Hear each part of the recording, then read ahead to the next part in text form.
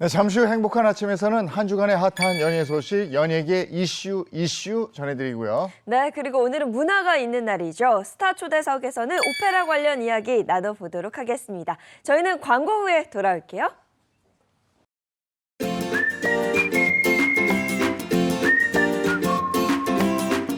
안녕하십니까. 행복한 아침 이재용입니다. 안녕하세요, 정예인입니다. 오늘은 9월 25일 수요일이고요. 연예계 이슈에서는 10개월 만에 근황을 알린 가수 유열 씨 소식 준비되어 있고요. 이용대 선수 배드민턴에 네. 돌싱 7년 차라고 그러는데 그 소식도 들어와 있습니다. 전해드리죠. 네, 그리고 이어지는 스타 초대석에서는요. 이탈리아의 전통과 웅장함이 깃든 오페라 투란도트 관련 이야기 나눠보도록 하겠습니다. 자, 수요일 행복한 아침 본격적으로 시작합니다.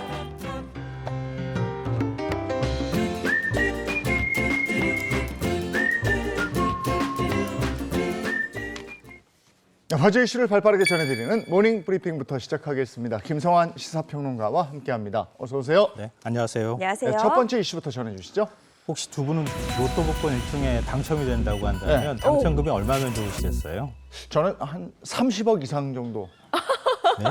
네.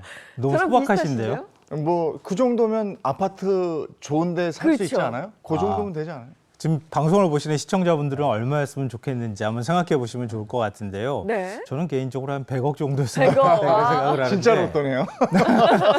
너무 욕심이 좀 지나친가요? 많은 분들이 아마 저랑 비슷하게 생각하시는 분들도 있을 것 같은데요. 최근 고물가하고 또 서울의 집값도 굉장히 많이 뛰었잖아요. 그래서 로또 1등에 당첨이 된다 하더라도 서울의 아파트 한 채는 물론이고 전세 구하기도 어렵다. 이런 볼멘 소리가 나오고 있다고 합니다.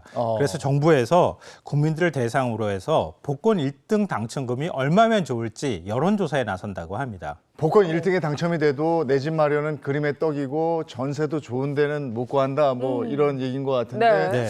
그럼 1등 금액이 평균 얼마예요? 1등 당첨 금액 네. 아마 들으시면 좀 놀라실 것 같은데요. 평균 21억 원이라고 합니다.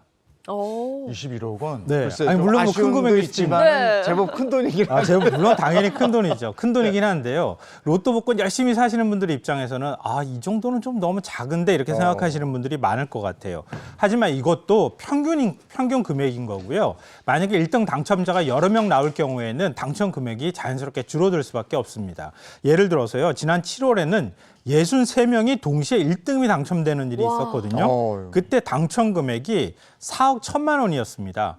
근데 굉장히 적었다 이렇게 평가를 받고 있는데요. 이러니까 서울에서 아파트 전세 구하기도 어렵다 이런 말이 나올 수밖에 없는 겁니다. 네, 예전에는 복권 1등 상금으로 뭐 당연히 아파트 하나 정도 마련할 수가 있었는데 그것도 강남 아파트 한 채요. 근데 이제는 정말 어려워졌군요.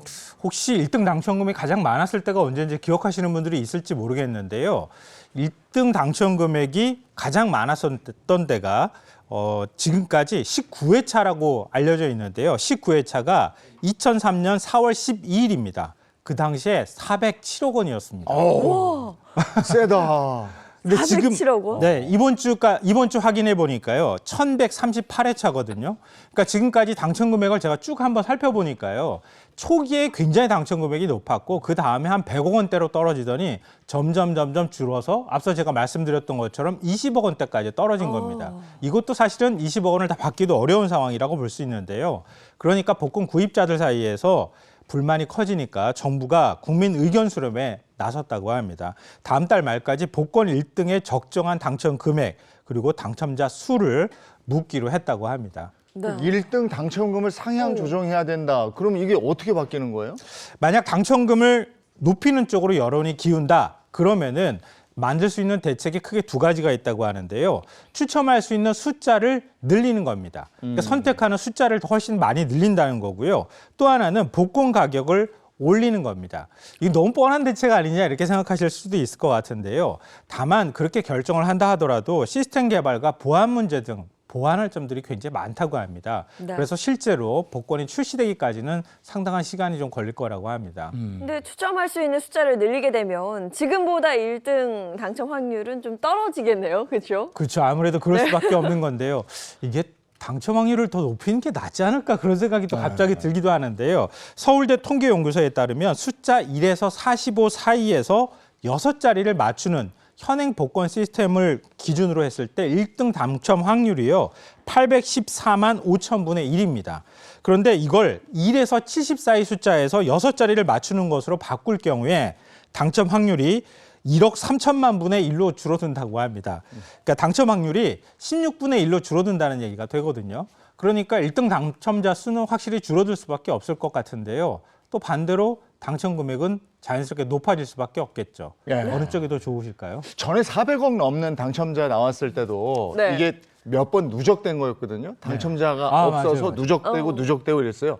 근데 이렇게 바꾸면 그렇게 누적되고 해서 한 번에 팍 받아가는 사람이 있겠네. 네. 그 외국 같은 경우에도 뭐 1,000억, 2,000억 맞아요. 당첨됐다는 얘기 들어보신 적 있으실 거예요. 우리나라도 그렇게 되면 좋긴 할 것 같은데 이게 당첨 당첨되는 확률이 사람이 너무 떨어져가지고 안 좋을 것 같기도 하고 좀 그러네요. 예. 아이고 먼 나라 얘기 같습니다. 네, 다음 이슈는요? 요즘 두 분을 들었다 놨다 하는 게 혹시 있을지도 모르겠습니다. 방송을 보시는 시청자 여러분들도 마트에 갔을 때 나를 들었다 놨다 하는 게 있다는 생각을 하실지 모르겠습니다. 바로 배추값 얘기입니다. 한국농수산식품유통공사에 따르면 배추 한 포기 소매 가격이 어제 기준으로 9,474원입니다. 올해 최고가를 경신했고요. 지난해보다 약 53% 높은 가격이고 평년과 비교했을 때도 약 32%나 가격이 비싼 거라고 합니다. 일부 대형마트에서는 한 포기가 2만 원 넘는 가격표가 붙은 게 알려져서 많은 분들이 좀 놀라시기도 하셨는데요. 그러니까 배추값이 이렇게 살벌하게 오르자 배추값 때문에 사망 사건이 발생하는 일까지 일어났습니다. 아니, 배추값 때문에 사망 사건이 발생했어요. 이거 어떻게 된 일인가요? 네, 어제 오전 7시 20분쯤 경기도 이천의 한 농장에서 일어난 일인데요. 70대 여성이 지인이 운영하는 농장을 찾아가서 다툼이 벌어졌다고 합니다. 이게 배추 농사를 짓는 70대 남성이 자기가 배추 10포기를 가져갔다고 의심하는데 격분해서 이 농장을 찾아갔던 거였다고 하는데요. 서로 말다툼을 하다가 이 남성이 경찰에 신고를 한다라고 하니까 이 여성이 남성을 밀어 넘어뜨렸다고 합니다. 이 흙바닥에 이 남성이 넘어졌는데 이 쓰러진 남성이 의식을 잃고 심정지가 왔다고 합니다. 결국 이 여성이 경찰과 119에 신고까지 다 했다고는 하는데요. 119에서 출동해서 이 남성에게 심폐소생술을 시행을 했지만 결국 숨졌습니다. 경찰은 이 여성에 대해서 폭행 치사혐의 적용을 검토하고 있다고 합니다. 이런 일거리 벌어지는 마당이니 뭐 지금 뭐 거기다가 김장철 다가오잖아요. 네, 그렇죠. 정부가 좀 손을 대야 되겠는데요. 네, 그러지 않아도 정부가 좀 다급해진 상황인데요. 정부가 어제 수급 안정 대책을 발표했습니다. 그러니까 국내에 지금 배추가 생산이 안 되니까 배추 가격이 뛰는 거 아니겠습니까? 그러니까 중국산 배추를 급히 수입하겠다 이렇게 밝혔고요. 할당 관세도 없애겠다 이런 입장을 밝혔고요. 소비자 부담을 줄여주기 위해서 최대 40%까지 요즘에 이제 농산물에 대해서 할인 지원을 하잖아요. 네. 할인 지원을 좀 늘리겠다 이런 입장도 밝혔습니다. 네, 정말 김장철 앞두고 고민이 좀 커질 것 같습니다. 언제 가격이 좀 안정화될까요? 다음 달은 좀 가야 될 것 같은데요. 해발 400에서 600m 정도인 중고랭지 지역 배추 공급이 다음 달에 본격적으로 시작이 된다고 합니다. 뭐 어느 정도 물량이 나올지 아직까지 이렇게 확답을 하기는 쉽지 않은데요. 다음 달 중순쯤이면은 조금 배추 가격이 내려가지 않을까 기대를 하고 있습니다. 하지만 변수는 날씨인데요. 날씨에 따라서 작황이 또 언제든지 바뀔 수 있는 상황이잖아요. 그래서 다음 달 배추값이 얼마나 떨어질지 이거는 조금 지켜봐야 될 것 같습니다. 아유, 저도 추석에 누가 김치를 보내줬는데 네. 그게 그렇게 고맙더라고요. 야, 배추값 정말. 자, 다음 이슈 전해주시죠. 혹시 예인연큰 화장품 어디서 사세요? 저는 자주 쓰는 거는 그냥 온라인 스토어에서 사고요. 처음 쓰는 건 좀 발라보고 싶어서 가서 사는 편입니다. 그렇죠. 이렇게 지금도 말씀하셨는데 네. 화장품을 구입하는 장소가 각기 다 다르잖아요. 구입처가 뭐 요즘에는 굉장히 이거 다양화됐는데요. 뭐 온라인에서도 판매를 많이 하고 있고요. 그런데 바로 집 앞 편의점에서도 화장품을 판매하는 시대가 열렸다고 합니다. 이 가성비 뷰티 소비 트렌드가 지속되고 있는 상황에서 한 편의점에서 3,000원 가격의 소용량 가성비 화장품을 출시하는 등 편의점 업계가 뷰티 사업에 본격적으로 뛰어들고 있다고 합니다. 아니, 놀라운 게 두 가지예요. 지금 일단 가격이 3,000원대라고 하셨고 그리고 이 3,000원대 화장품을 편의점에서 판다? 네. 놀랍습니다. 네, 그러니까 한 편의점에서 한 화장품 브랜드와 손을 잡고요. 수분크림, 세럼, 팩을 출시했는데 이게 가격이 한 3,000원이라고 합니다. 와. 과거에는 편의점에서 급하게 뭐 립케어나 클렌징 티슈 같은 걸 구입을 했었잖아요. 근데 이제는 아예 마스크팩이나 적은 용량의 스킨케어 상품들에 대한 수요가 늘어나고 있다는 걸 파악하고 편의점 업계가 이렇게 발빠르게 대응을 하고 있는 거라고 합니다. 오. 야, 이렇게 소용량 가성비 화장품을 팔게 된 이유는 뭔가요? 아무래도 편의점 업계도 경쟁이 좀 치열해지고 있는 상황이에요. 내수 침체가 찾아오면서 편의점들도 굉장히 숫자가 많고 하니까 경쟁이 이제 치열해지잖아요. 그러니까 편의점도 업계로 따진다면 그러니까 올 2분기 프랜차이즈 편의점을 보면 창업한 것보다 문을 닫는 곳이 더 많았다고 합니다. 그러니까 편의점 폐업이 개업을 앞지르고 있는 상황이라고 볼 수 있는 건데요. 이런 상황에서 뷰티 업종은 계절의 영향을 크게 받지 않고 매출이 유지되는 장점을 가지고 있다고 합니다. 그래서 또 앞으로 K-뷰티가 굉장히 또 활성화될 거라는 얘기를 하고 있잖아요. 네. 그런 점에서 편의점이 이쪽으로 좀 사업의 활로를 찾아보면 어떨까 이렇게 고민을 하고 있는 그 결과가 이제 반영이 된 거라고 볼 수 있을 것 같습니다. 편의점 가보면 진짜 조그만데 별게 다 있더라고요. 네. 자, 다음 이슈 전해주시죠. 다음 달부터 합법적으로 공유 숙박으로 등록하지 않은 숙소는 에어비앤비 신고 등록이 어려워진다고 합니다. 기존 숙소는 1년의 유예 기간을 거쳐서 내년부터 합법적으로 등록된 경우에만 에어비앤비에서 중개 판매될 수 있다고 합니다. 아무래도 무분별하게 그 에어비앤비 숙박 영업을 운영하는 현상이 좀 있다 보니까 이걸 막으려는 대책인가 봅니다. 원칙과 현실이 좀 다르면서 나타나는 일이라고도 볼 수 있는데요.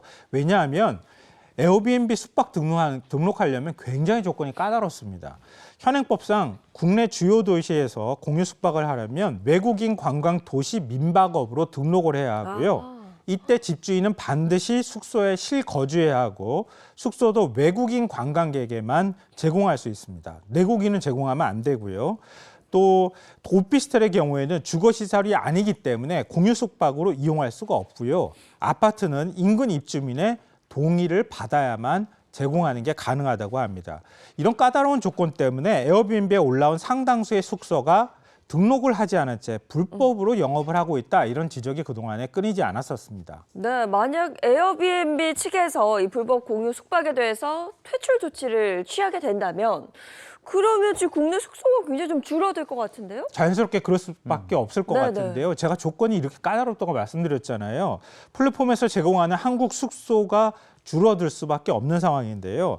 현행 규제가 계속되는 한 오피스텔 원룸 등은 등록이 불가능해지는 상황이 되고요. 특히 오피스텔은 외국인 관광객이 굉장히 선호하고 있거든요. 그러니까 조건 맞추기가 쉽지 않으니까 자연스럽게 제공하는 오피스텔 숫자가 줄어들 수밖에 없죠. 이대로 가면 내년 10월 이후로는 오피스텔은 영업 신고증을 제출할 수 없어서 예약을 받을 수 없게 된다고 합니다. 네, 그럼 합법적으로 공유 숙박을 운영하게 도울 수 있는 방법은 없을까요? 근데 거꾸로 생각하면 에어비앤비라고 하는 플랫폼을 이용하는 그러니까 그런 숙소가 줄어든다는 얘기잖아요. 제일 급한 건 에어비앤비 측이겠죠. 네. 에어비앤비에서 적극적으로 안내하고 홍보를 하겠다 이런 입장을 밝혔는데요. 지금 숙박업 업태가 27개나 된다고 합니다. 외국인 관광 도시 민박업, 그리고 농촌 민박업, 한옥 체험업, 생활 숙박업 뭐 등인데요. 자치단체마다 또 이것도 해석도 다 다르다고 합니다. 굉장히 복잡한 거죠. 그러니까 집주인들이 공유 숙박을 등록하는 데 굉장히 어려움이 많을 수밖에 없는데요. 그래서 에어비앤비 측에서 1년 동안 온라인으로 여러 가지 가이드를 제공하고요. 온라인 설명에 1:1 상담을 진행해서 집주인의 영업 등록을 지원할 예정이다라고 밝혔습니다. 공유 숙박 요즘 이용하는 분들 많은데 네. 이렇게 해놓으면 당분간은 조금 줄어들긴 하겠어요. 네, 그럴 수밖에 다시 좀 없을 것 활성화가 같아요. 되면 좋긴 좋겠는데. 네, 맞습니다. 알겠습니다. 오늘 여기까지 하죠. 김성환 시사평론가와 함께했습니다. 고맙습니다. 네.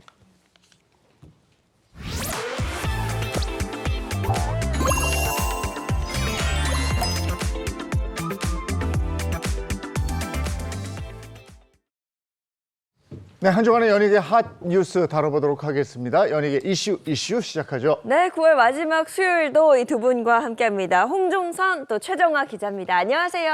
안녕하세요. 연예계 대중문화 전문기자 홍정선입니다. 네, 안녕하세요. 오늘도 미남 전문 기자, 여러분의 미남 전문 기자 최정아 기자입니다. 네, 그리고 연예계 덕후 은영 씨 어서 오세요. 네, 연예계 핫한 소식 한번 가져와 봤습니다. 연예계 덕후 박은영입니다. 아, 오늘 저 또 은영 씨 얼굴 보니까 자신감이 넘치고 연예계 알찬 소식 이슈? 이슈! 물론 이슈. 자, 연예계 알찬 소식 한번 준비를 해봤는데요. 오늘의 이슈 아주 연예계 흥미로운 소식들만 쏙쏙 뽑아가지고 거기에다가 정확한 팩트 체크까지 해서 가져와 봤습니다. 네, 은영 씨가 쏙쏙 뽑아서 준비한 키워드 오늘도 있는데요. 지금부터 행복한 아침 연예계 이슈에서만 그 시각에서만 볼 수 있는 연예계 소식 한번 살펴보도록 하겠습니다. 네, 오늘도 벌써 날씨가 쌀쌀해졌습니다. 이제 가을이 오나 봐요. 가을하면 천고마비의 계절 아닙니다. 천고나비의 계절이죠. 하늘은 높고 나만 살찌는 것 같은 그런 계절입니다. 오늘 가을에 주목을 해봐야 되는 연예계 소식 한번 준비를 해봤는데요. 첫 번째 연예계 이슈입니다. 바로 폐섬유증 투병 이후인데요. 이 소식의 주인공 노래로 한번 같이 만나보시죠. 이 노래 기억나시나요? 아, 이거 많이 들어봤죠. 그럼요. 네, 이 감미로운 목소리의 주인공. 아, 그동안 진짜 오랜 노래 못 들었는데요. 네, 여기서 그쵸. 누가 할까? 우리 송 기자님이 하려나? 제가 정확히 압니다. 제가 저때 고3이었는데도 저 노래를 얼마나 열심히 들었는지. 사실 유열 씨가 1986년도에 대학가요제에서 지금 그대로의 모습으로 이걸로 대상을 받았어요. 그리고 그 다음 87년도에 1집 이별 노래. 막 이런 걸로 가슴을 막 메어지게 했거든요. 이별 이래. 네. 근데 막 갑자기 88년도에 화려한 날은 각오를 딱 발표했는데 저는 그때만 해도 처음에는 제가 좀 막귀였나 봐요. 아니 왜 이렇게 발라드로 좋은데 왜 약간 재즈풍 섞여서 아니 왜 이 안무까지 하시면서 왜 이러세요? 게다가 이제 막 데뷔 3년차에 잘 나가는 가수가 화려한 날은 가고 아 제목부터 별로야 저는 이러는데 어머 저 빼고 모두가 다 좋아하시는 거예요. 그랬더니 어머 저도 자꾸 듣다 보니까 명곡일세. 그리고 이게 정말 그때 우리 그때만 해도 길거리에 가면 다 레코드점에서 노래를 틀어놨잖아요. 그 노래를 들었는데 이 화려한 날은 가고가 정말 많은 분들에게 인기를 얻었던 곡입니다. 야, 근데 이게 노래 음악의 힘인 것 같아요. 지금 말씀하시는 게 그때로 돌아간 것처럼 그때 얘기를 좀 들려주셨네요. 근데 유열 씨 소식은 그러면 육하 원칙 중에 어떤 부분을 짚어주실 거죠? 아, 육하원칙 중에서 바로 어디서 요거의 포인트를 한번 찝어봤습니다. 왜냐면요, 최근 너튜브에서 유열 씨가 사망을 했다는 그런 가짜 소식이 돌았기 때문이죠. 아니, 가짜 소식 중에 정말 너무한 게 멀쩡한 사람 고인 만드는 거예요. 이런 게 왜 너튜브에 막 이렇게 돌아다니는지 왜 그러는 거죠? 네, 일단 유열 씨의 가짜 사망 소식이 전해진 이 화나는 이유가 바로 유열 씨가 투병 중에 있기 때문입니다. 유열 씨 지난해 이 폐섬유증 투병 사실을 스스로 알리기도 했는데요. 이후부터 너무 못됐죠, 사람들이. 이 가짜 사망 소식이 너튜브를 통해서 점점 퍼지기 시작한 거예요.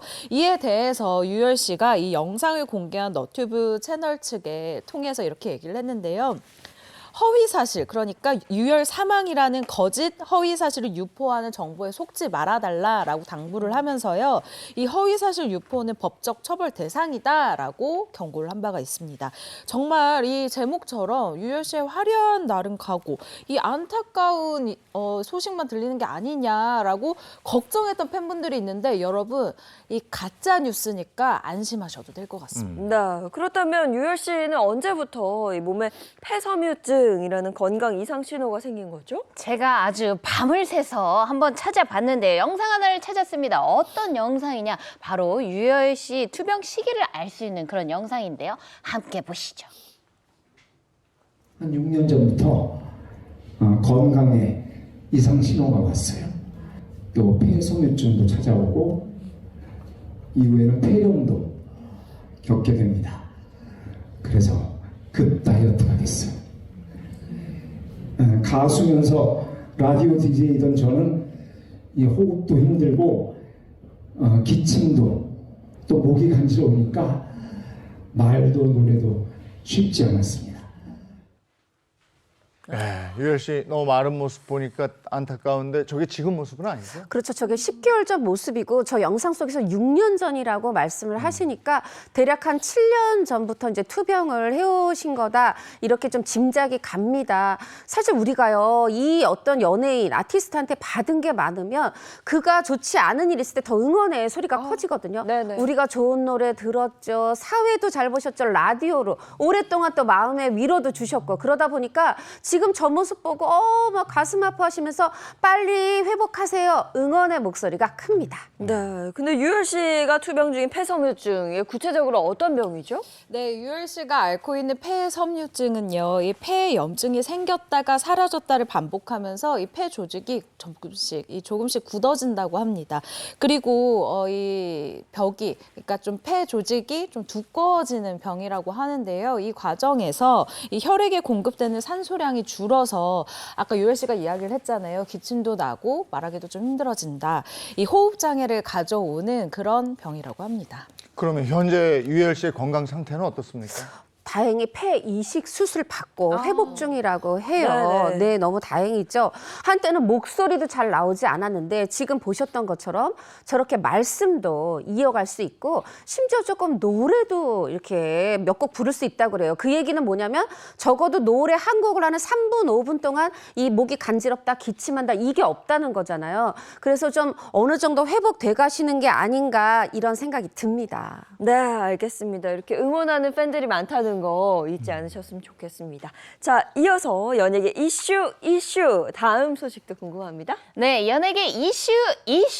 두 번째 이슈는요, 바로 이혼심경 최초 고백인데요. 배드민턴 경기 실패보다 이혼 후가 더욱더 충격적이었다며 이혼 7년 만에 속마음을 최초로 고백한 선수 겸 코치로 활약 중인 분이시죠. 이용대 씨의 이야기입니다. 야, 이용대 선수 하면 정말 승리를 거머쥐고 윙크. 이걸로 그냥 난리 났었죠. 네. 이거 제가 따라하고 싶어도 누가 될까 따라할 수도 없습니다. 이거 대단했죠. 네, 맞습니다.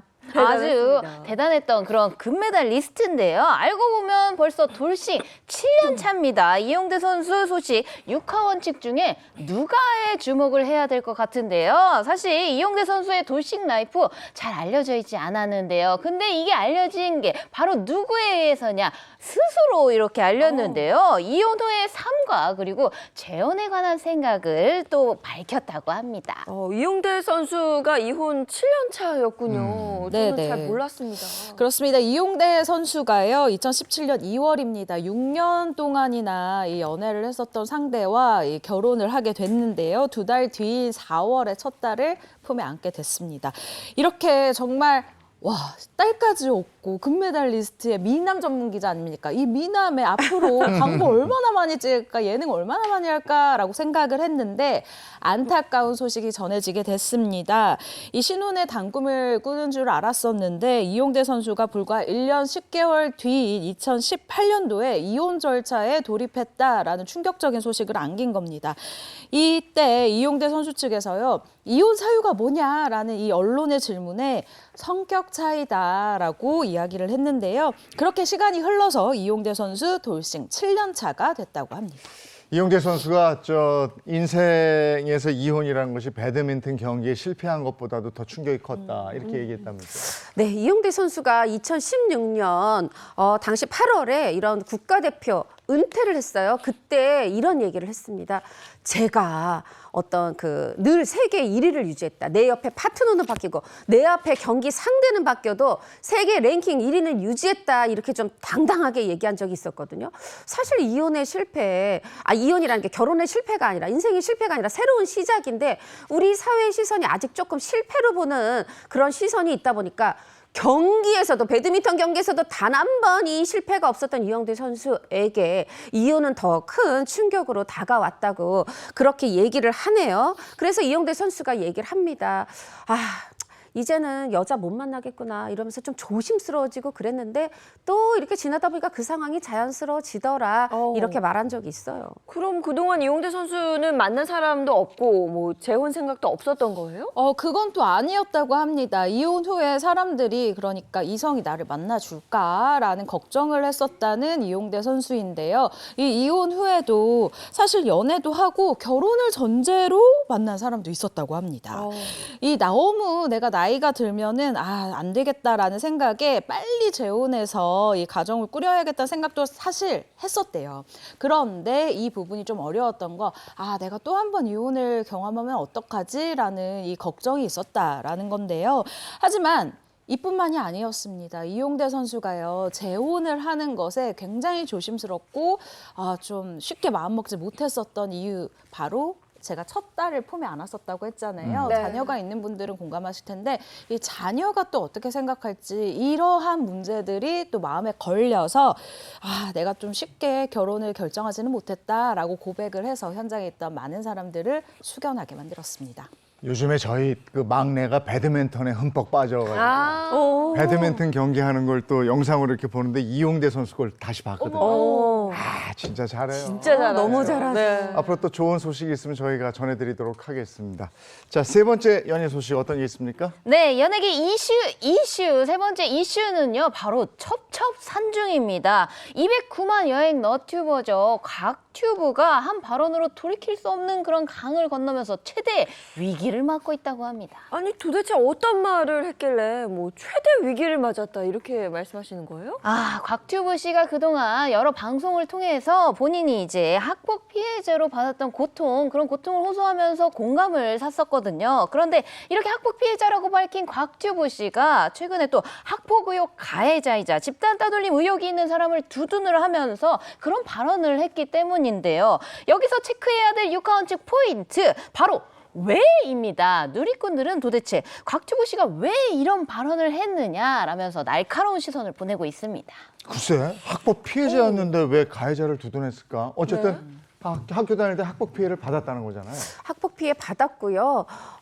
잠깐 뭐 설명드리면 그 이제 어떤 그 유튜브의 상대가 출연했는데 학폭 폭로가 있었다. 그거는 사실 무근이다라는 피해자의 발표가 있었는데 그거 말고 상대가 이제 걸그룹 출신 배우다 보니까 걸그룹 내에서의 어떤 따돌림, 이것에 대해서는 의혹이 풀리지 않은 상황이었고, 이것을 폭로한 그 상대 걸그룹 멤버의 가족들이 사실 명예훼손 무혐의도 받았거든요. 이런 상황인데 어떻게 보면 지금 말하자면 이게 확실하게 이 사람은 전혀 어떤 이런 따돌림하고 관계없는 사람이 아니야, 이런 상황인데 두둔하는 듯한 발언, 그것이 이제 문제가 됐는데, 말씀하신 것처럼 우리 곽튜브 본인이 학폭 피해자였습니다. 지난해 1월이었죠. 예능에 나왔어요. 예능에 나와서 얘기를 했는데 저도 너무 충격을 받았는데, 초등학교 때부터 고등학교 때까지 피해를 받은 거예요. 근데 참다가 고등학교 1학년 때 자퇴를 했는데, 얘기 들어보시면 이 자퇴 너무 섣불렀던 거 아니야, 이러지 않을 수 있습니다.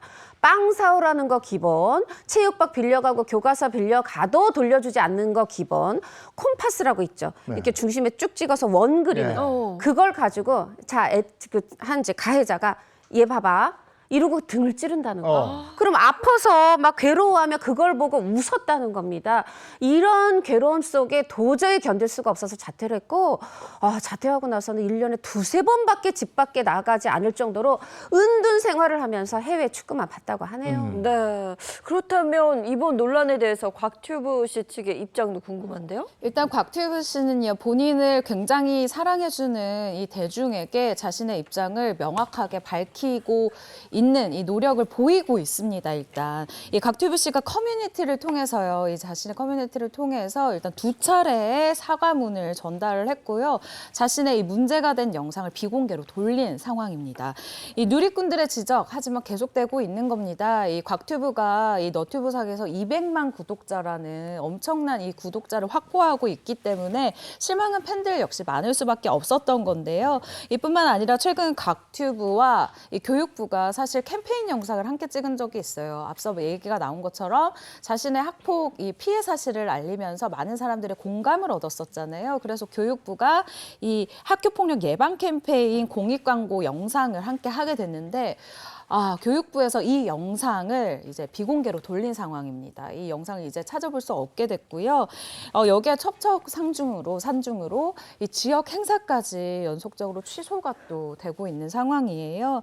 이 역풍을 맞고 있는 가운데 곽튜브가 어떻게 자신을 사랑해준 이 팬들의 마음을 되돌릴 수 있을지 이 부분도 주목되고 있는 상황입니다. 오늘 그 제목이 누가 누굴 용서해잖아요. 네. 말하자면은 이 이제 출연한 그 상대의 여성의 따돌림 피해자가 있을 거 아니에요. 그런데 그거에 대해서 누가 누굴 용서해라는 게 뭐냐면 누리꾼들이 이 대중의 화난 포인트가 여기예요. 그러니까 본인의 학폭 피해는 컸고 그 여성으로부터 어떤 따돌림 피해를 당한 그 사람의 피해는 작냐는 거죠. 왜 그것에 대해서 마치 용서하는 듯이 그러니까 상대 가해 의혹을 받고 있는 사람을 위로했느냐. 이런 부분. 곽튜브 씨가 아마 이번 일을 계기로 좀 더 신중해지지 않을까 또 생각해 봅니다. 네, 네 번째 연예 소식 가겠습니다. 네, 연예계 이슈 네 번째 이슈는요. 첫 다이어트 모델입니다. 오래전부터 건강 이상설에 휘말려온 개그맨 정영돈 씨의 이야기인데요.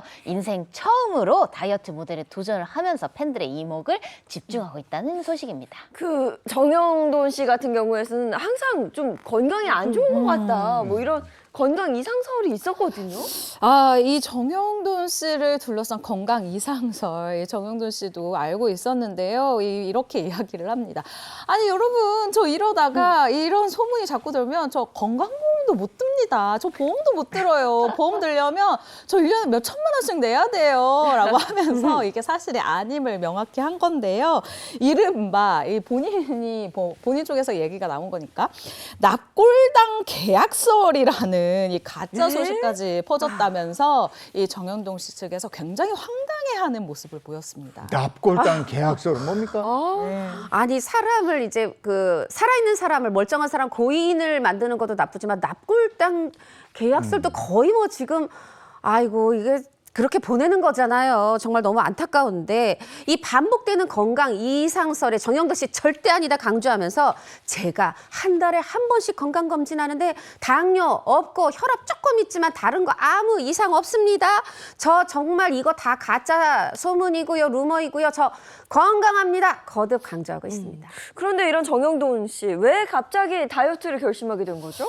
사실 이 정영돈 씨가 건강 이상설에 휩싸이게 된 이유 바로 갑자기 불어난 살 때문이거든요. 이 정영돈 씨가요, 갑자기 이렇게 체중이 늘어난 이유에 대해서 아니 그냥 일상생활에서 살 때문에 내가 옷이 안 맞으면 뭐 사이즈를 업해서 더 큰 옷을 사고 이 신발이 뭐 좀 작아서 안 들어간다 그러면은 그냥 끈없는 신발 사서 신으면 되지 이러면서 살의 몸을 점점 일상생활에 이제 맞췄다라는 거예요. 그러다 보니까 어쨌든 큰 옷은 계속 있잖아요. 네. 그러다 보니까 일상생활에서 전혀 불편함을 느끼지 못했다라고 얘기를 하는데요. 근데 이렇게 몇 년을 생활하다 보니까 점점 내가 이 살에 일상을 지배당하는 이런 기분을 느꼈다는 겁니다. 여러분, 저도 그 기분 너무 잘 알고 있거든요. 이 살에 점령당하는 기분 굉장히 불쾌해요. 이래서 이 정영돈 씨가 다이어트를 결심하게 됐다라고 이야기를 했습니다. 예. 그럼 지금 이 정도로 심각한 상황이라고 자기가 받아들였다. 네. 본인이. 그럼 체중이 얼마나 나가는 거예요? 연예계 덕후인 제가 알아본 바로는요. 지금 정영돈 씨 현재 체중은 100kg이라고 합니다. 그런데 이 100kg도요. 올해 초에 다이어트를 정말 열심히 해가지고 마이너스 6kg를 뺐는데요. 그것도 최근에 또 다시 망해가지고 100kg가 원상복구가 된 몸무게라고 합니다. 네, 정영돈 씨가 그 첫 다이어트 광고 모델이 됐거든요. 그러면 내가 이 정도는 감량하겠다. 이게 목표가 분명히 있을 것 같은데. 그렇죠. 감량 목표가 있을 것 같은데 여기서 반전이 있습니다. 이렇게 얘기해요. 매년 초 모두 다이어트 결심하시죠. 저도 운동과 이 식단 조절을 병행해서 빼긴 빼는데 결국은 그걸 유지를 못하더라. 이번에 바람은 빼는 게 아니라 뺀 다음에 그것을 유지하는 거다. 그 감량한 걸 유지하고 싶다. 이런 소박한 바람을 내비쳤는데 사실 소박하지 않아요. 진짜 힘들어요. 유지 힘듭니다. 네네. 정영돈 씨가 그동안 다이어트를 해서 살을 뺀 경험은 있는데 유지하기가 힘들었다 이런 얘기고 그래서 지금은 이제 다이어트 업체의 도움을 받기로 한 건데 유지가 관건이군요. 만약에 그러면 유지를 못하면 어떻게 되는 겁니까? 어떻게 되는지 궁금하신 분들 계실 것 같습니다. 이게 어쨌든 어른들 간의 계약이지 않습니까? 이 사례가 앞서 김태우 씨, G.O.D의 김태우 씨 사례를 보면 될 것 같은데요. 2015년도에 다이어트를 결심한 G.O.D 김태우 씨, 정현돈 씨와 같은 이 비만 관리 업체 모델로 활동을 했습니다. 113kg에 가까웠던 김태우 씨가요, 목표 체중을 무려 30kg를 감량한 이 85kg으로 정했다는 거예요.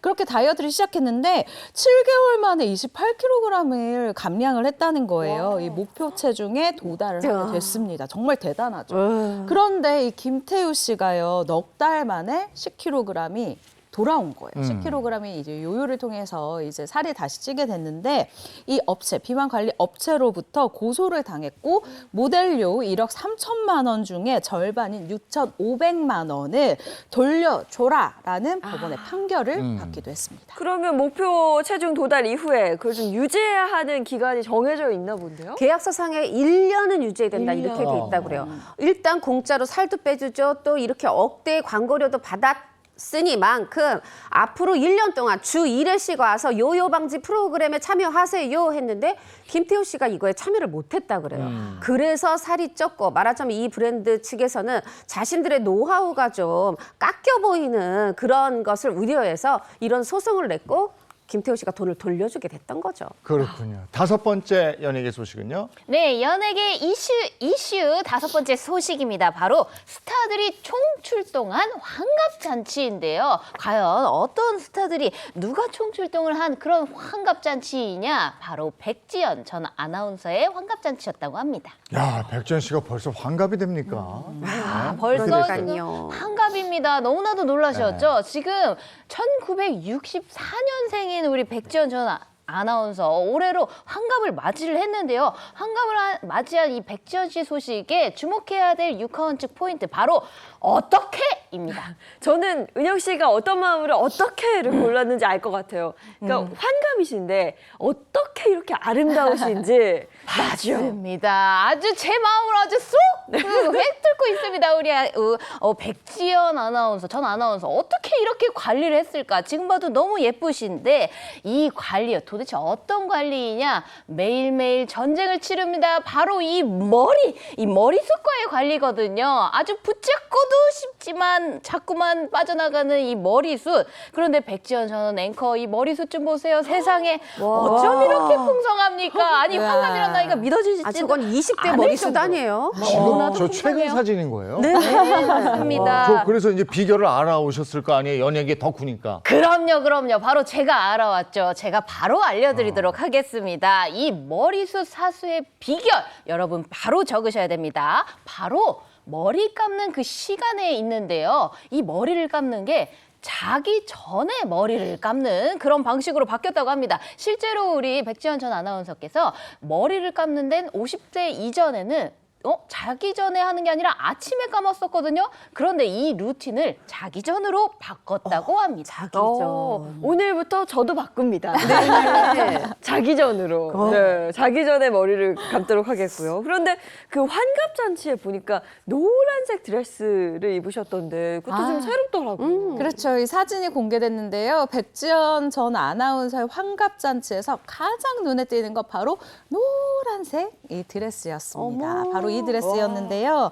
이 디사와 오래 일한 백지연 씨 거기에서 이제 선물로 준 드레스라고 하거든요. 이때 손님으로 참석한 이 다른 하객이라고 할 뻔했네요. 너무 아름다워서. 다른 여성분들 전부 이 아이보리로 이 드레스 코드를 맞췄다고 하는데요. 그럼 톱스타가 총출동한 이 환갑잔치 과연 어떻게 하게 됐냐? 바로 아들과 며느리가 직접 기획한 이 환갑잔치였었다고 하네요. 저는 환갑잔치라고 그래서 요즘에 환갑잔치라는 말은 참 생소하거든요. 그렇죠. 네. 그러니까 60세 생일을 네. 아들 며느리? 네. 며느리가 있군요. 그러니까. 사실 이제 백지연 아나운서가 또 지난해 재벌가 며느리를 얻었다 해가지고 떠들썩했죠. 그 재벌가 며느리는 누구냐? 바로 정몽원 HL그룹 회장의 딸과 이 백지연 씨의 이 외아들이 또 결혼을 했죠. 근데 사돈끼리 친한 것 같아요. 이 정몽원 회장이 이 환갑잔치 60세 생일에서 이런 건배사를 했다고요. 닭장 속 독수리 백지연 창공을 날아라. 말하자면 이 가진 능력 이거 대비 지금 아직 좀 더 크게 성공해라 뭐 이런 뜻인 것 같은데 화목해 보이고 좋습니다. 네, 근데 저는 앞서 나온 그 사진 보다가 깜짝 놀랐어요. 뭐 톱스타가 정말 총출동한 환갑잔치던데 맞습니다. 어떻게 이런 인맥을 쌓은 거죠? 네, 이번 환갑잔치 60세 생일에는요. 첫 번째 사진에서 등장했었던 최지우 씨를 포함해서요. 유호정 씨, 나영희 씨, 그리고 박희순, 박예진 이 부부가 참여를 하기도 했었는데요. 해외 일정으로 이 환갑잔치에 참석하지 못한 배우 이영애 씨 같은 경우에는 선물로 화분을 또 전달을 하기로 했다고 합니다. 이 톱스타 인맥에 대해서 너무 궁금하잖아요. 백지연 전 아나운서 이렇게 밝혔는데요. 이 드라마를 잠깐 해서 알게 된 인연도 있지만 이 셀럽 친구들을 알게 된 이유 바로 수많은 토크쇼 덕분이었다. 그렇다 보니까 셀럽 지인들이 많았고 그 중에서도 좀 성격이 잘 맞으며 우정으로 발전을 했다. 그렇다 보니까 주변에 그런 친구들이 많고 가수도 있다라고 자신의 황금 인맥 비결에 대해서 이야기를 했습니다. 네, 백지연 씨 잔치에 노현정 씨 모습도 보였다고 그러던데 공통점이 이제 아나운서였다는 거 그리고 그렇죠. 범현대가? 현대가? 네. 범현대가가 맞아요? 현대가가 그쵸. 맞아요? 어쨌든 그렇게 되는 거죠? 예. 네, 맞습니다. 아나운서 선배 생일 잔치 갔나 봐. 그렇게 볼 수도 있지만 말씀하신 것처럼 이게 사돈인데 먼 사돈이죠. 자, 일단 그러니까 재벌 3대가 있는데 맨 위에 정주영 회장, 정인영 회장이 계십니다. 여기에 이제 아들의 정몽우 아들이 있는데 그 또 아들 말하자면 정주영 회장의 손자가 정대선 씨고 이 정대선 씨가 노현정 씨랑 결혼을 하신 거죠. 자, 요쪽 정주영 라인 3세의 며느리가 노현정 씨인 거고 자, 요쪽에 이제 정인영 회장이 있어요. 그 아들이 또 정몽우 씨고 그 이제 딸이 정지수 씨인데 요 정지수 씨랑 백지연 씨 아들이 결혼한 거예요. 말하자면 노현정 씨는 이 현대가 재벌가의 며느리가 됐고 백지연 씨의 아들은 또 이 재벌 3세의 사위가 돼서 이렇게 하여튼 이 같은 가족이다 보니까 생일 잔치에 참석했다고 하네요. 네, 어느덧 환갑을 맞이한 백지연 씨 기분이 좀 어땠을까요? 저도 저희 어머니가 환갑을 이제 좀 넘었기 때문에 이 기분이 너무 궁금한 거예요. 그래서 인터뷰를 찾아봤는데요.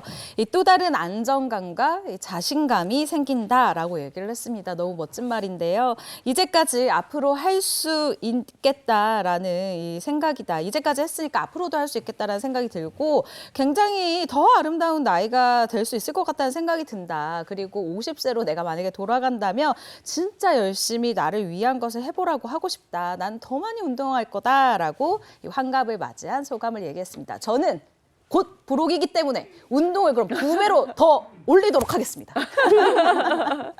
알겠습니다. 자, 그래서 오늘 이렇게 연예계 이슈 살펴봤습니다.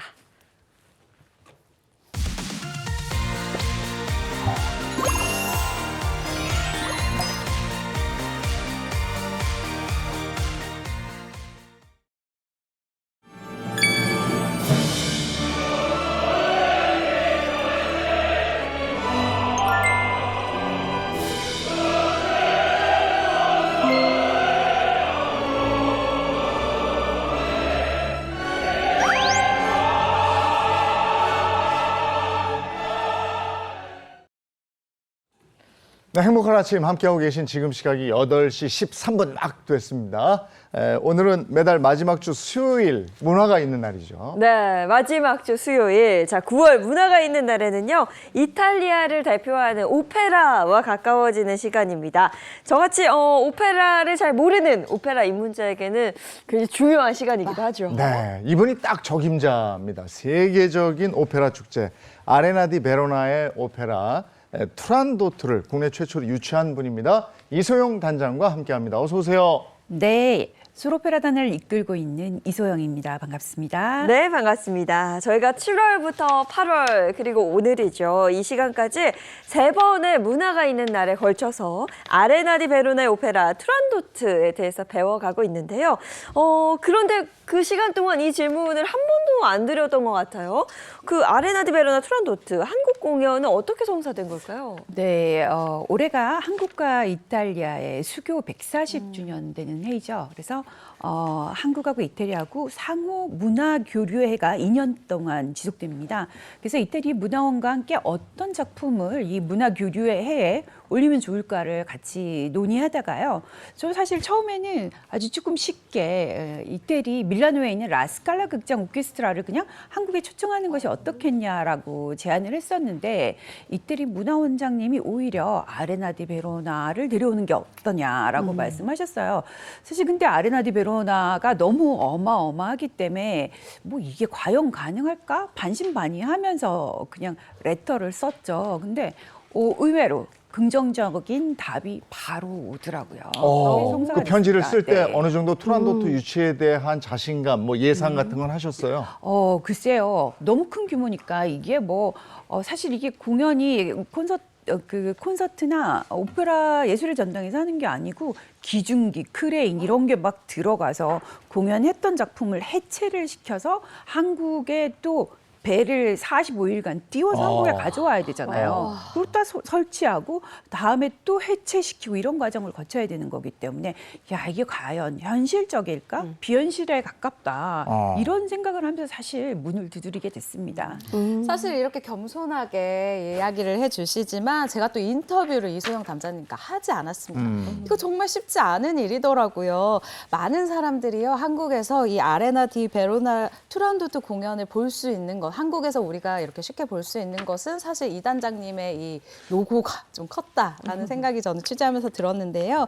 이 이탈리아 문화원장님의 제안에 이 단장님이 주저하지 않고 이 바로 편지를 썼다는 거예요. 한국에서 하자라고 여러 차례의 현지 미팅이 있은 후에 이렇게 한국에 공연을 올리게 됐다라고 합니다. 그 올해는 푸치니 서거 100주년을 맞이하는 해입니다. 오페라에서 볼 때는 굉장히 남다른 해인데요. 이렇게 의미 있는 해 한국에서 오페라 투란도트 공연을 한다.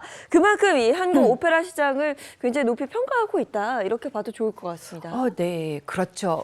사실 이 작품이 성사된 것도 한국의 시장의 가능성을 아레나 디 베로나 측에서 그만큼 높이 평가를 했다고 볼 수 있습니다.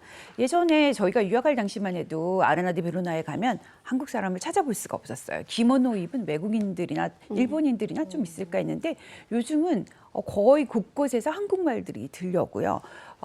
그러다 보니까 한국의 시장의 잠재성을 크게 평가했고 또 무엇보다도 이태리 같은 경우는 이태리 정부가 주도하는 국공립 공공기관 13개의 극장이 오페라를 이끌어 가고 있는데 한국은 123개나 되는 민간 오페라 단체들이 한국 오페라계를 주도하고 있습니다. 이거는 전 세계적으로도 유례를 찾아보기 힘든 거죠.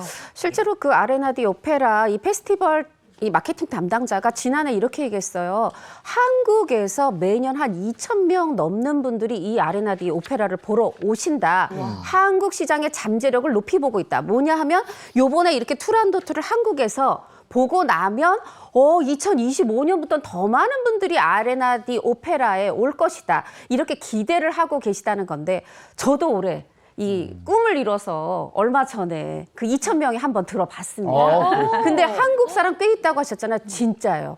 제가 친구랑 앉았잖아요. 네. 근데 옆에 자리 비어 있었는데 오시는데 검정 머리색 분이 오시는 거예요. 일본인가 중국인가 그렇지만 우리 딱 알아보잖아요. 한국 사람끼리. 한국 사람이다. 어머 근데 이분이 뭐 음료를 사시면서 또 계속 영어를 쓰시네. 빨리 알고 싶은데 하는데 드디어 알게 됐어요. 한국말을 쓰시더라고요. 그래서 이야 여기 지금 연속 3명이 한국인이야? 저도 깜짝 놀랐습니다. 그렇죠. 단장님은 뭐 국내 시장을 너무 잘 아실 테니까 이태리에서 평가하는 것처럼 우리 국내 오페라 시장 그렇게 발전 가능성이 있다고 보시는 거죠? 그렇습니다. 무엇보다도 한국인 성악가들의 활약이 너무 전 세계적으로 두드러지잖아요. 심지어는 한국인들이 없으면 공연이 안 된다고 할 정도일 만큼이니까요. 그래서 한국 오페라 시장의 잠재성은 어마어마합니다. 공연장에 가보시면 공연장의 열기도 한국 관객들만큼 뜨거운 경우가 잘 없죠. 네. 근데 단장님 생각해보니까 그 오페라 투란도트는 야외 공연장인 네. 베로나 극장에 선보였는데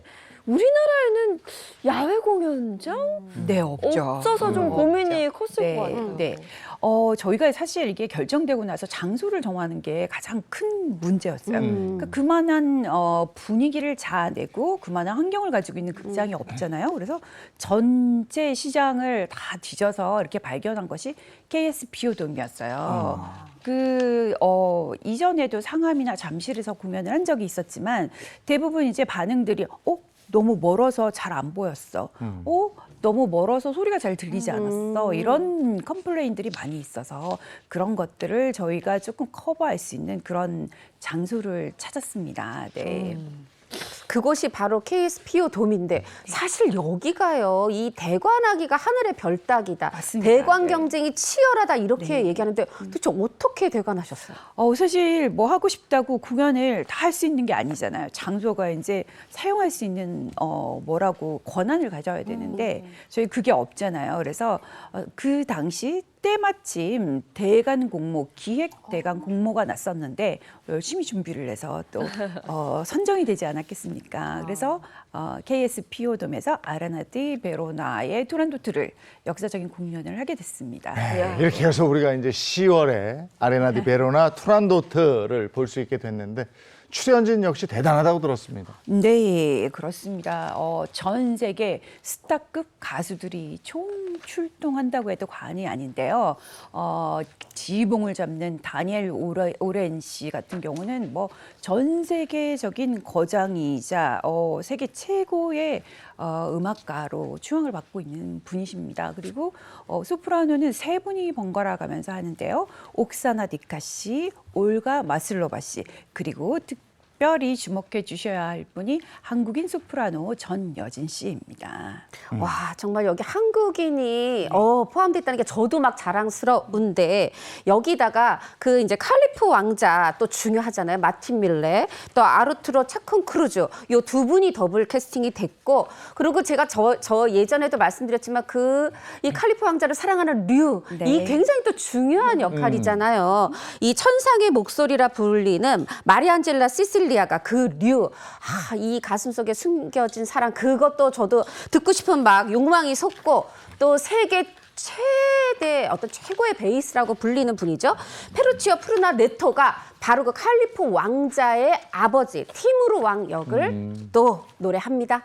사실 이 얼마나 대단한 사람들이 얼마나 이렇게 힘들게 모였겠어라고 어깨에선 이야기를 하고 있는데요. 이렇게 모일 수 있었던 이유, 그리고 이 공연이 개인적으로 더 무조건 가야 된다라고 제가 생각을 하고 있는 이유가 있는데요. 바로 이 푸치니 작품의 진수를 표현하는데 정말 탁월하다라는 평을 글로벌하게 듣고 있는 이 지휘자인 다니엘 오렌의 지휘 아래 이 공연이 펼쳐지게 됩니다. 어떤 지휘자가 또 공연을 이 지휘봉을 잡느냐가 굉장히 중요하잖아요. 제가 취재를 해보니까요. 이 투란도트의 지휘자 다니엘 오렌 같은 경우는 이 아레나디 오페라의 음악 감독이기도 합니다. 그러면 정말로 이 작품에 대한 이 공연장에 대한 이해도가 누구보다 높다라고 할 수가 있고요. 캐스팅에도 일일이 정말 관여를 했다고 하거든요. 그만큼 완벽한 캐스팅이 이루어졌다고 하니까요. 기대하셔도 좋을 것 같습니다. 네, 오페라에 출연하는 출연진은 어떻게 선발이 될까? 이 부분도 굉장히 궁금해서 직접 한번 들어보기로 했습니다. 오늘 깜짝 초대 손님을 모셨는데요. 한국인 최초 아레나디 베로나에서 투란도트 역을 거머쥔 소프라노 전연진 씨 함께합니다. 어서 오세요. 네, 반갑습니다. 안녕하세요. 안녕하세요. 인사 먼저 부탁드릴게요. 안녕하세요. 아레나디 베로나에서 한국인 최초 투란도트 공주 역을 맡은 전여진입니다. 네, 반갑습니다. 야, 이 투란도트 역, 그 공주 역, 주인공 역 어떻게 캐스팅이 됐습니까? 작년 10월 우연히 저의 연주를 들은 아레나디 베로나 예술 감독이자 극장장인 체칠리아 가스디아 씨에게서 베로나 필하모닉 극장의 오페라 가면 무도회에 아멜리아 역 커버를 맡아달라는 연락이 왔었어요. 커버는 혹시 출연자가 사고가 나거나 아플 때를 대비해서 한 사람을 대역으로 미리 준비하는 것을 말하는데 그런데 12월 공연이 끝나고 2월 말에 갑자기 이번 시즌 투란도트 캐스팅 오디션을 받으라는 받으러 오라는 연락을 받았습니다. 엄청 떨리는 마음으로 극장장과 예술 스태프들 앞에서 노래를 했고요. 오디션이 끝나고 그 다음 날 바로 오디션에 합격했다는 연락을 받았어요. 그래서 5월 20일부터 베로나에 머물면서 다른 가수들과 함께 올해 아레나디 베로나 투란도트 연습에 합류하게 되었습니다. 네. 와 정말 듣는데 왜 제가 다 소름이 돋죠? 저도 소름 돋았어요. 세상에 커버로 시작하셨는데 이제 당당히 투란도트 공주역까지 가셨는데 사실요 이게 쉬운 일이 아닙니다. 아레나디 오페라 여기가요 연습하다가도 좀 노래를 못하는 것 같아 역량이 부족해 막 이러면 중간에 해고를 한다고요. 왜냐하면 이미 많은 세계적인 이 오페라 가수들이 다 대기하고 있고 이 레퍼토리를 다 외우고 있는 거죠. 그러다 보니까 특히나 이 소프라노는 층이 두터워서 언제든 딴 사람으로 대체할 수 있어.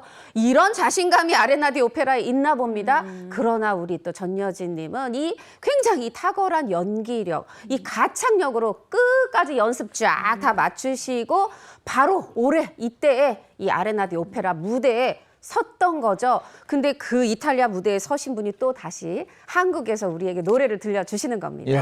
근데 방금 이제 저희는 이야기만 들어도 막 저도 소름이 저도 소름 돋았거든요. 돋았어요. 근데 한국인 최초로 투란도트 공주역으로 캐스팅됐다. 딱 이야기 들었을 때 어떠셨어요?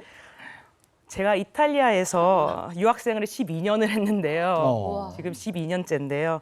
듣자마자 달려왔던 유학 생활이 스쳐 지나가더라고요. 주마등처럼. 저는 유학 초기부터 아레나디 베로나 무대에서 노래를 할 수 있다면 꿈만 같겠다고 생각했었는데 그런 기회가 저한테 온 거죠. 그런데 정작 공연 직전에 역류성 식도염과 아이고야. 쓸개 담석이 생겨서 결국 베로나의 무대에 서지 못하게 됐습니다. 그래서 너무 마음이 너무 아팠어요. 그런데 이렇게 아레나디 베로나 한국 공연에 서게 돼서 꿈이 이루어진 것 같아서 너무 감사한 마음입니다. 그리고 뒤에서 항상 저를 응원해 주시는 분들을 위해서라도 기대에 부응하는 멋진 공연을 만들어야겠다는 다짐을 했습니다. 네. 이제 정말로 아레나디 베로나 우리 투란도트의 공연이 얼마 남지 않았는데 네. 공연을 위해서 요즘에 어떤 날을 보내고 계십니까?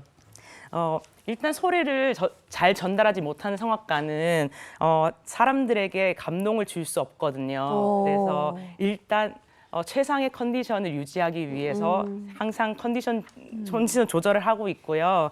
거기에 집중을 깨지 않기 위해서 항상 악보를 보고 공부하고 음악을 듣고 개인 피아니스트와 만나서 항상 노래 공부를 하고 있습니다. 오페라의 성지인 이탈리아에서 이 유학하면서 성악가로 살아남기가 만만치가 않을 텐데 어려움도 많죠? 그럼요. 제가 이탈리아에서는 외국인 성악가잖아요. 그렇죠. 저 같은 외국인 성악가가 거기 이탈리아 안에서 이탈리아 성악가인 사람들과 똑같은 방식으로 잘하려고 하면은 질 수밖에 없어요. 당연히. 그러네요. 이탈리아어가 제 모국어가 아니다 보니까 공부할 것도 많고 그러다 보니까 제 자신만의 개성과 장점을 살리는 게 가장 중요하거든요. 일단 저의 장점은 부드러우면서도 강한 드라마틱한 목소리인데 목소리 너무 좋으시죠. 그 목소리와 다양한 이태리에서 공부하면서 배운 다양한 곡 해석이 장점이다 보니까 그 장점이 이탈리아에서 통했나 봅니다. 근데 저는 이런 공연 보러 가면 어떻게 저걸 다 외웠지? 그쵸. 그런 생각이 들더라고요. 근데 이 투란도트 오페라 이 대사 양도 뭐 어마어마하죠. 어느 정도나 돼요? 네, 오페라 투란도트의 투란도트 역의 대사와 악보 양은 일단 100페이지 이상이 돼요. 내 것만 100페이지. 제 것만. 제 투란도트 역이 나오는 그 씬 자체의 그 대사와 악보의 양이 100페이지 정도 되는데요. 그래도 악보가 다 선율도 돼 있고 가사도 적혀 있고 리듬과 흐름이라서 다 외울 수 있습니다. 야, 와. 이 투란도트 공연을 준비하면서 기억나는 에피소드가 있으면 뭘까요? 궁금하다. 일단 아레나 디 베로나 와보셨죠? 네네. 와보셨죠? 아레나 디 베로나 오페라 페스티벌은 보통 해가 지는 9시, 밤 9시에서 9시 반 정도에 시작해서 보통 새벽 1시쯤에 공연이 끝납니다.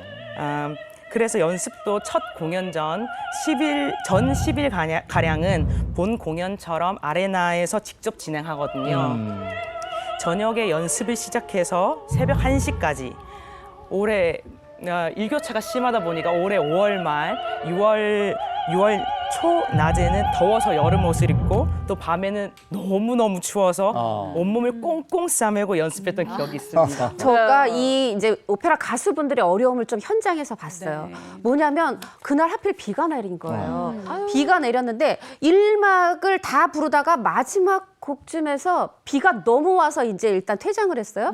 그래서 다시 시작을 해서 저는 그 노래 부르고 2막으로 가나 보다 그랬더니 그 노래만 한 곡 딱 하더니 인터미션 또 쉬는 거예요. 원래대로 이거 뭐지? 근데 또 2막을 보고 다행히 됐구나. 또 인터미션 갔고 이제 3막에 가는데 비가 또 오는 거예요. 근데 이게요. 100분 동안 비가 계속 오면 환불을 해준다는데 그 시간이 이미 새벽 1시인 거예요. 이거 100분 기다려서 표값 받느니 빨리 저도 돌아가고 싶고 이 비의 양이 도저히 제기할 것 같지가 않은데 아니 저는 보는 것만으로 힘든데 이분들은요. 그렇게 비가 왔다 그쳤다 막 밤에는 너무 추워지는데 똑같이 민소매 옷을 입고 나와서 놀라운 건 이 콜로세움 같이 생긴 이 아레나를 다 울리면서 노래하시는 거 보면서 이거 아무나 하는 일이 아니다. 제가 그렇죠. 진짜 그 생각했습니다. 네. 프로는 프로입니다. 근데 그 트란도트 역은 트리플 캐스팅이잖아요. 네네. 그렇게 하신 이유가 있을까요? 사실 다른 오페라하고 달리 이 투란도트는 드라마틱 소프라노가 하게 됩니다. 드라마틱 소프라노는 이 역 자체가 굉장히 무겁고 아주 강한 성격을 요구하는 소리죠. 그래서 만약에 3일을 그러니까 트리플 캐스팅을 하지 않으면 저희가 하루 끝나고 그 다음 날도 해야 되는 수가 생기잖아요. 하루에 2번 공연도 있으니까. 그럼 관객들에게 최선의 컨디션을 보여줄 수 없죠. 그래서 저희가 트리플 캐스팅을 하게 된 겁니다. 네. 드라마틱 소프라노라는 이야기가 나왔는데요. 이 소프라노도 음색에 따라서 종류가 나뉜다, 분야가 나뉜다라고 합니다. 이 드라마틱 소프라노는요, 우리 영상을 보고 있는 것처럼 열정, 분노, 절망 등 아주 다양하고 폭넓은 감정을 극적으로 표현할 수 있는 분들이 딱 주인공 역할을 맡게 된다라고 얘기를 하는데요. 약간은 어둡고 무거운 이 이야기를 그리고 이 자신의 스토리를 전달할 수 있는 사람이 얘기를 한다고 하거든요. 저도 사실은 공연을 보러 가려고 미리 예습을 좀 하고 있는데 와 노래를 부르다가 현기증이 나는 게 아닌가 싶을 정도로 고음을 아주 길게 뻗어내는 모습을 보면서 대단하시다라는 생각이 들더라고요. 자, 그래서 지금부터는 이제 오페라를 조금 더 깊이 들여다보겠습니다. 오페라, 요것 몰랐지? 예, 진행하도록 하겠습니다. 그 첫 번째 질문은 제가 준비했습니다. 오페라 요건 몰랐지? 자, 첫 번째 질문은요. 이 오페라 가수는 마이크 없이 부른다. 요 두 전문가 빼고 나머지 우리 세 분 동그라미 X 들어주시죠. 공연장이 그렇게 큰데 어떻게? 저도 2만 명이 들어가. 2만 명이. 아유, 그 마이크 없이 그걸 어떻게? 이거는 불가능할 것 같아요. 뮤지컬도 다 마이크 그쵸, 있잖아요. 그럼요. 끝까지 들려야 되는데. 네, X. 다 X. 올 X입니다. 정답은요? 네, 정답은 O입니다. 네. 마이크가 없어요? 네. 너무 큰 공연장이거나 야외 공연장을 제외하고는 음향의 힘을 전혀 빌리지 않고 오로지 성악가들의 테크닉과 발성만으로 관객들에게 소리를 전달해야 합니다. 그래서 이게 보통 예술의 전당도 가보시면 아시겠지만 4층까지 쭉 높이 있잖아요. 네. 저 끝까지 내 목소리를 전달해야 돼요. 그러니까 얼마만큼의 테크닉이 필요하고 연습이 필요할까요? 굉장한 기술이 필요하겠죠. 네. 야, 진짜 대단하네. 그러면 전효진 씨한테 한번 여쭤볼게요. 아니, 마이크를 없이 한다는 게 정말 상상이 안 되는데, 와, 이게 하다가 너무 힘들지 않습니까? 사실 발성이 잘 돼 있으면 그렇게 힘든 건 아니에요. 네. 네. 멋있다. 사실 오페라는 약 400여 년 전인 16세기 말 르네상스 시대에 탄생했고 그 시대에는 당연히 마이크라는 것이 없었겠죠. 그 때문에 성악가의 발성은 매우 중요해서 마이크 없이 멀리까지 들리게 하는 발성법 연마에 많은 시간을 할애했습니다. 지금도 성악가들은 이런 발성법을 위해 오랜 시간 공부하고 준비하고 있습니다. 예. 네. 제가 또 바이올린 전공했잖아요. 제 악기는 늘 바이올린이 있어요. 눈에 보이는데 성악가들 경우에는 그냥 악기가 본인의 몸 그 자체인 거잖아요. 네, 그렇죠. 그렇죠. 성대가 앰프라고 볼 수 있어요. 앰프에서 여기에 가까운 인두강, 비강, 그리고 구강 울리고 그다음에 가장 큰 스피커인 우퍼를 울려서 소리를 관객들에게 전달하는 거죠. 네. 그래서 우리가 오페라 가수, 뮤지컬 배우 이러지 오페라 배우, 뮤지컬 가수 하지 네, 않는 이유를 맞습니다. 알겠고 네. 저도 현장에서 보면서 목소리가 너무 제가 사실 제일 싼 표 샀거든요. 거기까지 들려서 마이크 아니야 하는데 소리가 네. 다른 기계음이 섞이지 않은 진짜 목소리. 고유의 음색이죠. 고유의 정말 음색. 대단합니다. 네. 이거 좀 몰랐어요. 마이크 곳곳에 심겨져 있는 줄 알았어요. 자, 오페라 이건 몰랐지. 이어가겠습니다. 네, 오페라 이건 몰랐지? 두 번째 질문 드리도록 하겠습니다. 역시 이번에도 이 이소영 단장님을 제외한 세 분이 이 OX 팻말을 딱 들어주시면 될 것 같은데요. 자, 이번 질문입니다. 이거 너무 어려워요. 오페라 관람 시 이탈리아어를 꼭 알아야 한다. 아까 원어 얘기도 나오지 않았습니까? 세 분 앞에 있는 OX 팻말 들어주세요. 아, 출연자 말고 보는 사람이 이탈리아어를 알아야 된다고? 알아야 아, 그거 될까요? 어떻게 봐? 몰라도 될까요? 아, 몰라도 되죠. 몰라도 되죠. 예. 이거는 자막이 있어야죠. 와. 근데 현장 가봤더니 예. 다 맞추셨어요. 그래요? 네, 오. 이탈리아어를 몰라도 됩니다. 저희가 공연장에 가시면 자막기가 이렇게 딱 돼 있어요. 그래서 한국어로 번역이 잘 나오기 때문에 네. 굳이 이탈리아어를 모르셔도 됩니다. 예. 아니 근데 저 한국에서 공연하는 좋은 점 말씀드리겠습니다. 이탈리아는 아닌데 그 밑에 자막인데 영어 자막인데 자간이 너무 좁고 저 멀리 있는데 비까지 오니까 거의 뭐 네. 소리만 들었습니다. 네. 네. 근데 한 가지 궁금한 게 오페라에서 이 자막 사용 언제부터 하는 거예요? 사실 그리 오래되지 않았어요. 이탈리아 오페라 종주국인 이태리에서도 그리 오래되지 않았는데요. 사실 자막을 보면 곡의 작품에 몰입하는데 조금 방해가 되잖아요. 네, 그래서 미국이나 다른 서양 국가들에 비해서 이태리는 좀 늦게 시작을 하게 됐습니다. 네, 아마 이 방송 보시면서 나도 한번 꼭 가서 보고 싶다 많이 생각을 하실 것 같은데 혹시 그 트란도트를 볼 예정이거나 고민하고 계신 분들께 한마디 해주신다면 듣고 싶습니다. 네. 사실 요즘 다들 너무너무 힘들다고들 하시잖아요. 그 사람의 소리가 주는 감동은 다른 어떤 것이 주는 것과도 다릅니다. 맞아요. 맞아요. 그리고 여기 이 사람의 소리는 고유의 주파수가 있어서 방송으로도 보고 또 OTT로도 볼 수 있지만 현장에서 봤었을 때 가장 큰 감동과 전율을 느낄 수 있습니다. 그래서 희망과 사랑의 메시지도 들으시고 또 그 더불어 감동도 느끼시길 바랍니다. 네. 전여진 님도 한 말씀 해주시죠. 네, 최초로 내한하는 오페라 투란도트는 눈과 귀가 즐거운 공연이 될 거라고 확신하는데요. 연출가 곧 프랑코 제피렐리의 다채로운 색감 그리고 화려한 무대 연출, 지휘자 다니엘 오렌의 온몸을 불사르는 다이내믹한 지휘. 상상이 된다. 막 상상이 되네요. 거기에 세계 최고의 성악가들의 멋진 목소리가 어우러져서 완벽한 공연이 될 거라고 생각합니다. 네, 기대합니다. 이제 10월에 막이 오르는 투란도트. 야, 한번 보고 싶어요. 네, 지금까지 말씀 전해주신 이소영 단장님, 전여진 소프라노 고맙습니다. 감사합니다. 자, 이어서 오늘 날씨 확인해 보겠습니다. 마지연 기상캐스터 나와주세요.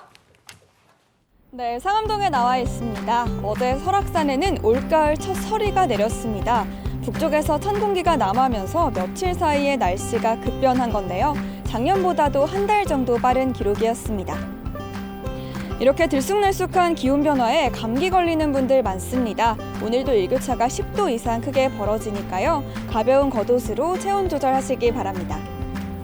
아침에는 선선한 가을 공기가 느껴지는데요. 낮이 되면 기온이 빠르게 오르겠습니다. 오늘 서울은 28도, 대구는 29도가 예상됩니다. 오늘은 하늘빛이 조금 흐리겠습니다. 중북부와 남해안, 제주에 비 예보가 나와 있고요. 그 밖의 지역에도 빗방울이 떨어질 수 있겠습니다. 아침 출근길에는 안전운전 하셔야겠습니다. 현재 강원과 남부 내륙에 안개가 짙게 깔렸는데요. 가시거리 200m 미만으로 시야가 답답하겠습니다. 네, 당분간 맑고 일교차 큰 가을 날씨가 이어집니다. 낮에는 평년 기온을 2, 3도 웃돌면서 조금 덥겠고요. 아침 저녁으로는 쌀쌀해서 건강관리에 힘써야겠습니다. 지금까지 날씨였습니다. 요즘엔 초저녁이 정말 아름답고 멋진 날씨더라고요. 네, 맞습니다. 근데 가을 되면 그 일교차 벌써 좀 목이 칼칼한데 이럴 때 감기 걸리지 않도록 조심하셔야겠습니다. 좋은 하루 보내시고요. 저희는 내일 아침 7시 30분에 돌아올게요. 행복한 아침, 행복한 하루 되십시오. 고맙습니다. 고맙습니다. 즐겨봐 너의 세상 플레이 더 넥스트 채널 A.